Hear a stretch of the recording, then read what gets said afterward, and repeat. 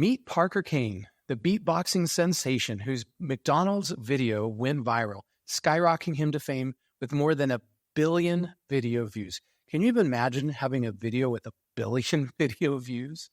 In this episode, Parker shares his journey from college student to successful podcaster and how making adjustments for changing audiences leads to success. Discover the secrets behind repurposing content, staying on top of podcasting trends, and networking your way to success. Don't miss these valuable insights from someone who's mastered the art of creating content that captivates millions. Welcome to the Podcasting Secrets Show, where successful creators share their best stories, secrets, and strategies. I'm your host, Nathan William. Hello, incurable creators. In this episode, I am joined by Parker Kane. Parker Kane has a claim to fame that very few people in this world have. He has a video, a McDonald's beatbox video he created that has more than 1 billion views. How many of us would love to have one of our videos, just one of our videos, reach 1 billion views? And it seems almost impossible to reach that kind of a metric. And so you're going to be in for a treat today as you learn the secrets and the strategies from somebody that has achieved that amazing level of success. Thank you so much for joining us on the show, Parker. Hey, thanks for the kind introduction. I'm excited to be here with you. And in addition to that one specific video, you've been featured on all different kinds of media, television, and you name it, different forms of media. You have a show called the Upbeat Podcast, where you have more than 250 episodes, and you've interviewed more than 200 different guests. You also have done a TEDx talk and been a corporate speaker at events around the country. And you definitely have a lot of value to add. Can you start off by maybe sharing with us your journey, your story to become a beatbox podcaster? Yeah, would love to. Thank you. Essentially, it's a really long one of overcoming like some mental struggles and adversity. But the gist of it is, I was going to college and studying something that I didn't necessarily feel super aligned with, and over a long period of time of, I guess, going a direction that society was saying is normal and my family was saying is normal, I just got further and further away from the things that I was passionate about. And as I was doing that, I was digging my own hole, I guess, so to speak, where I just got very depressed in a really struggling time of my life. But on one particular night when I didn't want to even be here anymore, I decided to say a prayer and ask for help and almost proof, like, hey, if I'm meant for something more, I need to see it, and this is the Cliff Notes version, but basically that same night is when I went out to McDonald's with my friends, and they filmed that video of me beatboxing, and the next morning, it was 56,000 views. By the end of that day, it was over 1 million. By the end of that week, it was over 10 million, and it just absolutely skyrocketed. So obviously that is a very unique viral circumstance that no one could have ever planned for. Before that, I definitely was working really hard at, learning beatboxing and learning how to do it and getting some stage time at county fairs, state fairs, things like that, just putting in the work. You would know too, because I knew you from that same college, but I was doing the college talent shows, anything that I could. So beatboxing has been a part of my life since I was like 9 years old. But that viral video, nobody could have predicted. And looking back, unfortunately, I feel like I just was not ready for that kind of a boom, because now I would have done so much more to kind of capitalize off that. But back then it just kind of happened. Okay, I'd like to go deeper into a couple of things that you shared there in your story. So number one, you said you were doing what society and your family were telling you that you should do, what was normal. And maybe that wasn't your path.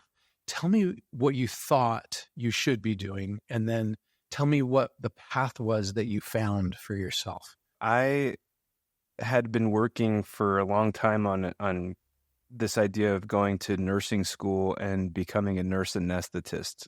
And I think that kind of was rooted in being raised by a single mom and struggling with money, and her telling me, and it was all Got from to a get a good, real job. yeah, it was all from a good place, great intentions, but she's like, hey, you got to secure something that's going to like pay you consistently, and have it be enough to like raise a family on and all that. You could have been the beatboxing nurse, right? You could have like beatboxed about ADHD and, all the different things you were treating, right? That could have been a cool treatment perspective. Yeah, and it definitely, I still might do something like that. Not as a nurse, but like maybe do stuff like in hospitals for people or something. But yeah, at the time, well, even before college, I was a lifeguard for 4 or 5 years. Well, during that time, I was also a CNA, a certified nursing assistant. I put in a lot of effort, a lot of hours, went to college, and I was just absolutely bombing my grades. Like, no matter how hard I tried, I was not getting better than a C on like anything.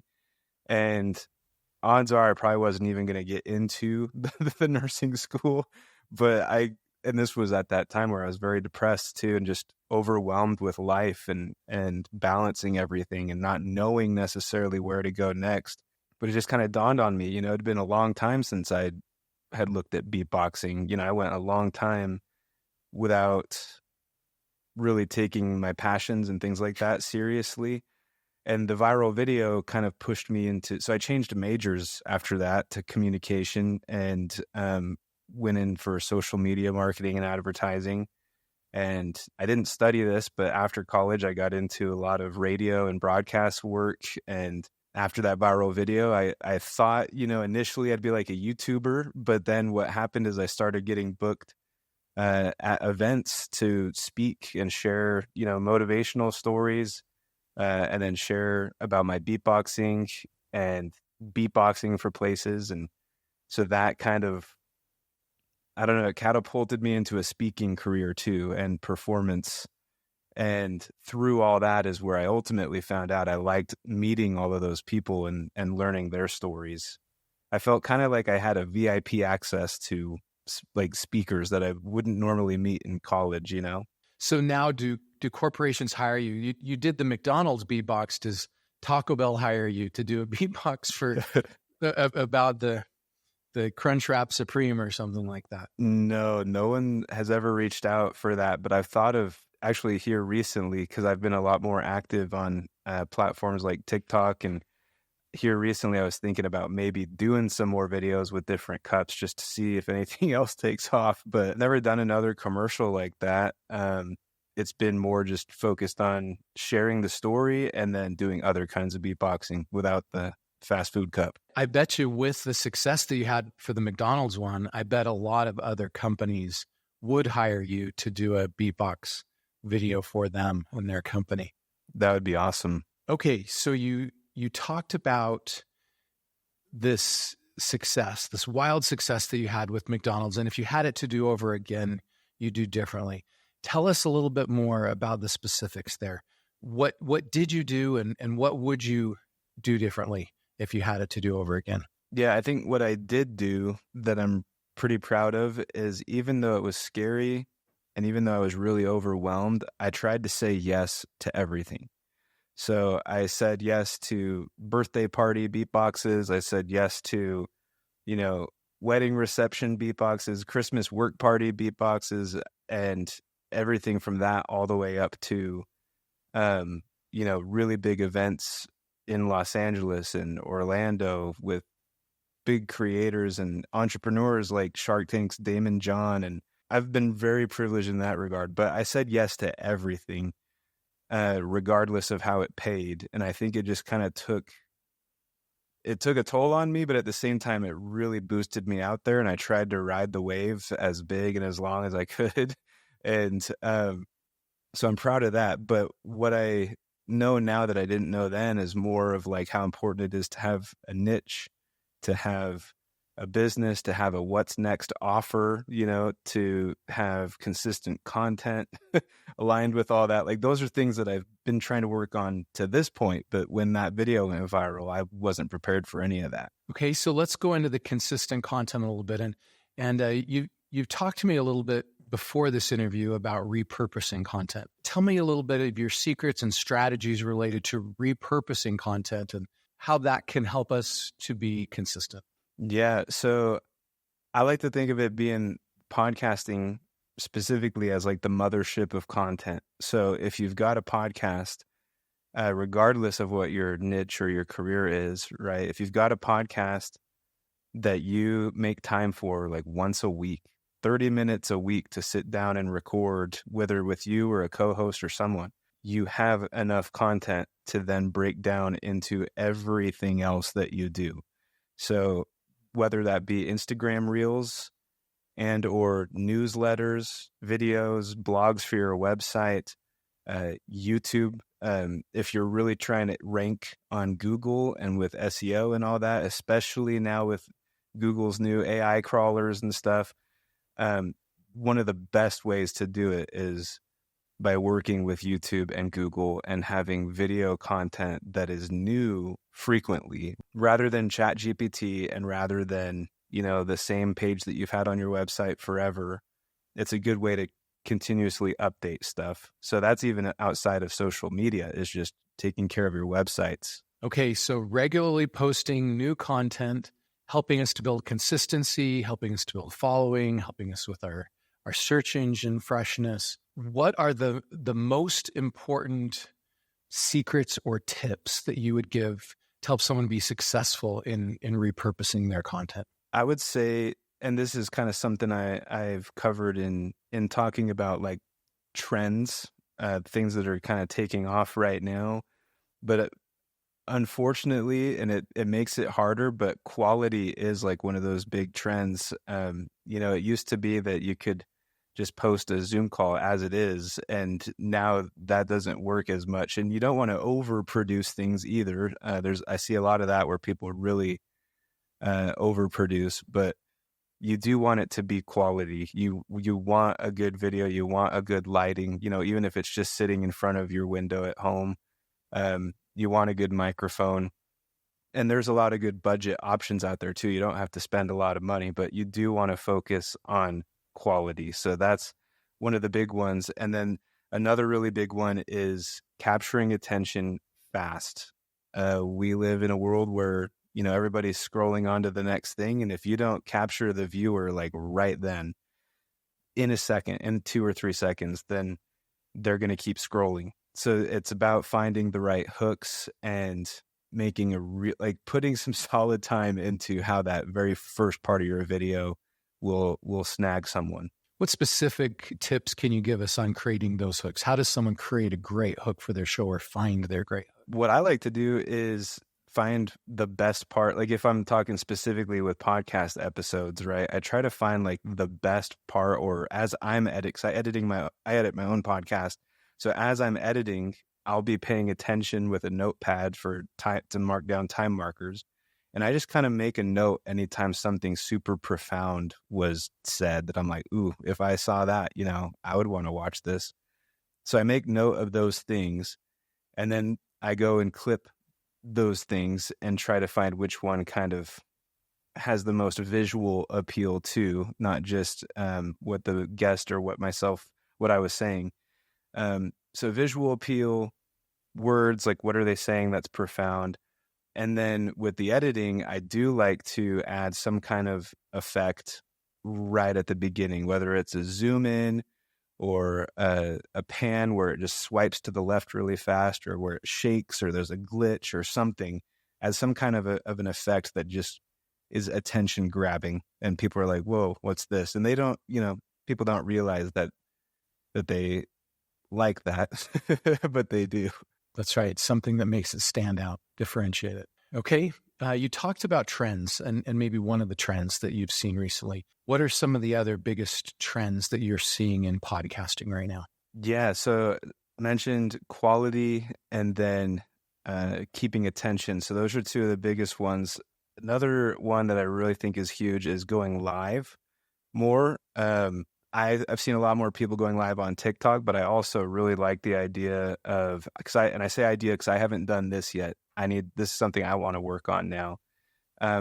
Creating like a show where you go live on YouTube and LinkedIn and Facebook and not have it be necessarily your full podcast episode, but more just a way to interact with the audience. A good example I like to point out, I like to shout them out, is Think Media, which they're also a good source on YouTube for like gear recommendations and all that. But Think Media, he's got a show every Saturday called Coffee with Sean Cannell. He gets on there sometimes 30 minutes, sometimes 3 hours, but he just goes live and talks with their community. And I think that's something that's kind of hard to do in podcasting, is to have that back and forth with your community. So going live is a good way to get that interaction. That's one of the next ones. And then another one, probably the last one I'd really double down on, is monetization. Yeah. And just the different ways to go about that. What are some of the best ways to monetize? Yeah. So the best ways is promoting a product or service. That's probably the best way, actually. If you're a business with a service, you already can be your own sponsor or an advertiser, right? You could just promote the things that you do or the products that you have. Exclusive events or content on platforms like Patreon. And now there's, different ways to create subscriptions within podcasting on like Apple Podcasts and all that. Subscription-based stuff. Affiliate opportunities.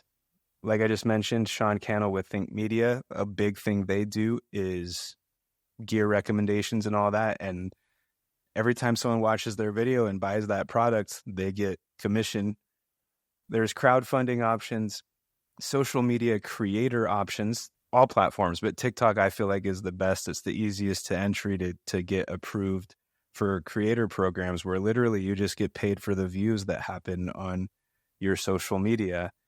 And then the different kinds of ways. So there's one thing that I've struggled with podcasting is, because I edit podcasts for people, and usually the comment I get when I'm talking to them at first is, well, what's the direct ROI? When do I make money? Like, if I'm going to pay for editing, how can I say that editing is going to be paid for by the podcast specifically? And that question, I've had to learn that with podcasting, there's not going to be just an instant justifiable ROI. And an analogy I use is like, if you're trying to sell your house, right? And you've got to do the steps necessary to sell your house. You've got to hire realtors. You've got to hire landscapers, gardeners, someone inside to like clean the house, right? You want to make it look perfect. There's all kinds of pieces as an effort to sell your house. And with podcasting, it's kind of the same thing. Like, if you want to have your online presence and sell your products and services, then you've got to have all these pieces and they all kind of work together. But if you don't sell your house, you don't get mad at the gardener, right? Like, there's other things involved. So there's lots of moving pieces. But with that, there's also a different way of looking at ROI. One of the best things that's happened to me is just the opportunities that have come from podcasting. So I didn't know for sure my podcast is going to make X amount with X amount of advertisements, but I do know that every month or every couple of months, I get multi-$1,000 opportunities with the guests that come on the show or someone that listened to a couple episodes. And so you just never know, but not showing up is a guaranteed not monetizing. That's great advice. You've had a lot of success in a lot of the things that you've done. What is your secret sauce to that success?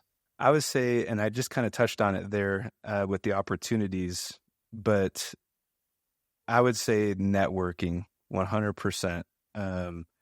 Just because this is a Bill Nye quote that I love. It's everyone you meet knows something you don't.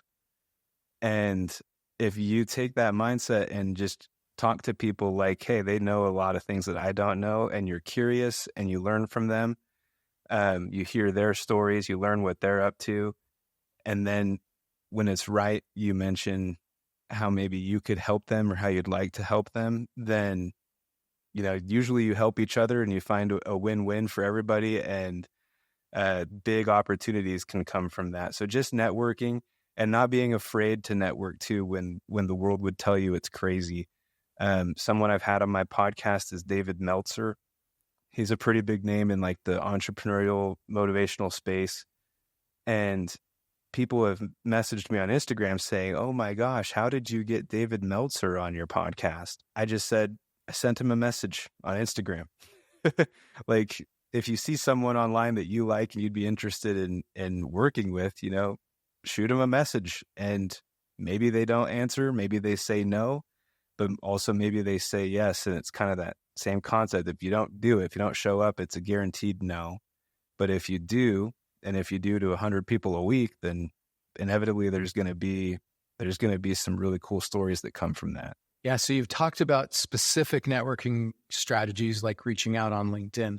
What are some of the other specific networking tactics that you would recommend? With the social media thing, if you see someone you like, immediately like follow them, turn on the notifications. That way you get the alert when they make a post, and then be the first one in their comments, for like a week, and they're going to see you and they're going to appreciate you. So that's one. Another one, I briefly mentioned it, but put them before you. Don't immediately go in there asking for stuff, asking for how they can pay you, or how you can help them. Just be inquisitive and curious and learn what they're up to and actually like care about it, and they're going to be able to tell. Yeah, giving value first. And going back to that first point, I remember Russell Brunson talking about that point where he said it doesn't matter how famous the person is, they all look at the comments to their posts on social media. If you want them to see you and see something that you're saying, put it in the comments. And don't just say great post or try to sell them something, but try to add value to that thread and to that. Yep, exactly. Okay, it hasn't always been ups. You've talked about a few of the challenges that you faced. What is one of the biggest challenges that you faced? One of the biggest obstacles that you've overcome, and how did you get through it? I think a big one was it's kind of mixed. I have mixed emotions on it, but a big one was during like COVID and everything, because I was initially laid off from a job and my back was kind of up against the wall, and I was really searching to find clients. And I think I was in my own head a lot, like that I wasn't worth it, or why would anybody pay me, or I hate sales, I'm not good at closing anybody. And those kind of limiting beliefs are things that I still struggle with, but I've gotten a lot better, and I'm always working to overcome. But on the same token is not getting trapped in a job. I think sometimes, like before I got laid off, I was not putting as much time and attention into these things that now I can. And so obviously you got to do what you got to do, but make time for the things that you want to build, and don't just get stuck in the daily grind of doing stuff you don't like and then forgetting about the stuff that really fires you up. I love that. That's great advice. Would you be willing to beatbox for us? Would you be willing to make up something about maybe a beatbox about podcasting? Yeah, I could totally do a beatbox. We could put podcasting secrets in it. Oh, there you go. Cool. I will go for it.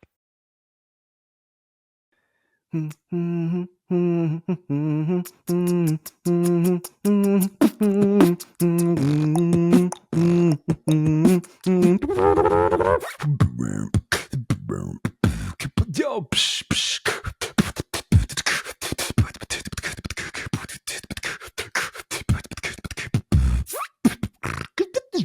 Yeah, psh, psh. Thank you, Papa. Podcasting secrets.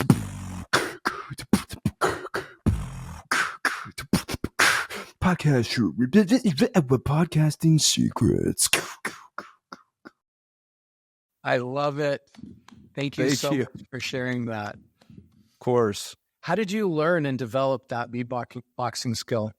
So it was when I was 9 years old, I started, and it was because as a little kid, I was super mind blown, I guess, by NSYNC and Justin Timberlake beatboxing with NSYNC. And I was in the 90s, and I grabbed that and I loved it as a little kid. And I first started trying to do what Justin was doing. But then as I got older and as YouTube came out and as dubstep was a genre, all these things happened, I just tried to evolve with the music that I was hearing and keep growing it, keep trying to find out the next big and impressive thing that I could do on stage. And it was kind of an escape for me, and it was, kind of a crutch too, where that was how I fit in with people. I felt like if I was a good beatboxer, then I could fit in anywhere. Yeah. That's how it's been anyway. You've developed an amazing talent for it. Seems like it's gotten you very far. What's next for you? So I obviously am running my podcast Upbeat with Parker Kane, and I'm trying to make some pivots. I've been doing that for 6 years, and I feel like it's time to kind of, not really full rebrand, but definitely make some changes and get even more intentional with what I'm doing with it. I've got a book that's going to be coming out in September, and I'm really excited to launch that and then just keep doing the podcast, speaking, the book launch, and obviously to help people with the editing of their own podcasts if they don't want to take on that burden by themselves. If our audience has enjoyed this episode like I have, and they want to learn more about you and your services and your show, what are the best ways for them to do that? Definitely my website, parkerkane.co. So it's parkerkane, KANE.co. That website's where everything is, like even the social media links and phone numbers, everything. Thank you so much, Parker, for joining us today. And especially thanks for sharing your amazing beatbox talent with us. And thanks for sharing your wisdom that will help all of us as podcasters to grow our shows as well. Absolutely. Hey, thanks for having me on. It's a pleasure. Here are my key takeaways from this episode. Number 1, Parker Kane's McDonald's beatbox video achieved more than 1 billion views, demonstrating the potential for viral content creation. Number 2, pursuing your passion can lead to unexpected opportunities and successes, as seen in Parker's transition from nursing school student to beatboxing and podcasting. Number 3, repurposing content is crucial for maintaining consistency across various platforms, with podcasts serving as a mothership for content generation. Number 4, quality and attention-grabbing hooks are essential trends in content creation, especially for capturing viewers within the first few seconds. Number 5, going live on platforms like TikTok, YouTube, and LinkedIn is an emerging trend in podcasting, allowing for real-time audience interaction. Number 6, monetization strategies for podcasts include promoting podcasts and services, subscriptions, affiliate marketing, crowdfunding, and social media creator programs. Number 7, ROI in podcasting isn't always immediate, but can lead to valuable opportunities and connection over time. Number 8, networking is a key factor in success, with a mindset that everyone you meet knows something you don't. Number 9, effective networking tactics include engaging with people on social media, showing genuine interest in others, and not being afraid to reach out to high-profile individuals. And finally, number 10, overcoming limiting beliefs and making time for passion projects is crucial for personal development and professional growth, even when facing challenges like job loss or career transitions. Thank you for joining us for this episode. I wish you success with your podcast. And if you're looking for a great podcast solution, I recommend you check out PodUp. It's an all-in-one podcasting platform with 35 integrated modules to help you create, grow, and monetize your platform. And you can get a free trial of the software at podup.com. Thank you.